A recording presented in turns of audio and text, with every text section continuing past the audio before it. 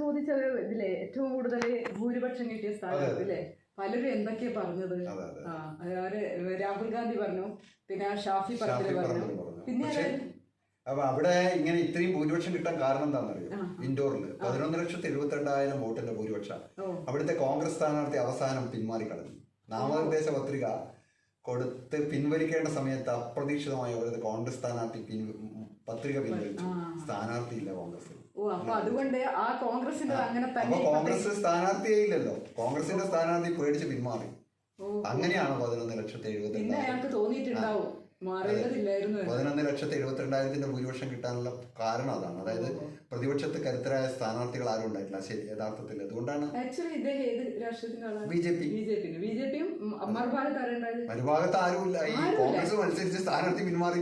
അപ്പൊ വേറെ ഏതോ ഒരു സ്വതന്ത്ര സ്ഥാനാർത്ഥി, അപ്പോൾ അൺപോപ്പുലറായ ഒരു സ്ഥാനാർത്ഥി മാത്രമേ ഇയാളെ പഠിപ്പിച്ച് പിന്മാറി. അതുകൊണ്ട് എതിർ സ്ഥാനാർത്ഥികൾ 2-3 സ്വതന്ത്രമാരേ ഉള്ളൂ.